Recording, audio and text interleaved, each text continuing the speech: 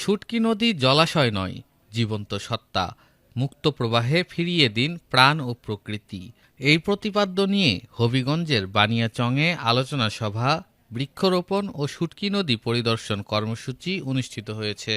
বিশ্ব পরিবেশ দিবস উপলক্ষে শুক্রবার হবিগঞ্জ ২-এর সংসদ সদস্য ডাক্তার এম আবু মনসুর সাকওয়াত হাসান জীবন এর হলরুমে আলোচনা সভার আয়োজন করে নদী, সমুদ্র ও প্রাণ প্রকৃতি সুরক্ষা স্বেচ্ছাসেবী সংগঠন নোঙর। বিকেল ৪টায় কর্মসূচি প্রধান অতিথি ছিলেন নোঙর বাংলাদেশের প্রতিষ্ঠাতা ও নোঙর ট্রাস্টের চেয়ারম্যান সুমন শামস।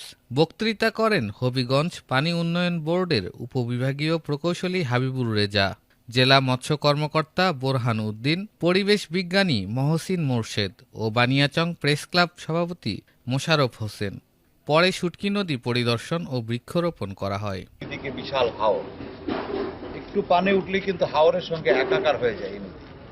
কাজেই এইটার যে আলাদা বৈশিষ্ট্য, এর যে প্রশস্ততা এবং এর যে প্রবাহ, সেই প্রবাহ খুবই সুন্দর, দারুণ, চমৎকার। এখনো যদি এই নদীর দুই তীরে বৃক্ষরোপণ করা যায় এবং নদীটাকে যদি নদীর মতো করে খনন করা যায়, তাহলে স্থানীয়দের যে দাবি, এই নদী খনন করলে শুষ্ক মৌসুমে নদীটা কোনো নদীর মতো চিহ্ন থাকে না, ফলে এই নদী খনন করা জরুরি। সেটির জন্য আমরা পানি উন্নয়ন বোর্ডকে বা পানি সম্পদ মন্ত্রণালয়কে বিশেষ দৃষ্টি আকর্ষণ করছি যে এই শুটকি নদী সঠিক প্রবাহ ঠিক রাখার জন্য এর যে খনন দরকার, সেই খননের ব্যবস্থা করবে এবং এই নদীতে মৎস্য চাষের জন্য যে ধরনের ইজারা দেয়া হচ্ছে, সেই ইজারা প্রথা বাতিল করতে হবে। এটি কোনো জলমহল নয়, এটি এখনো দেখা যাচ্ছে এটি প্রবাহমান জলজ্জান্ত একটি জীবন্ত একটি নদী।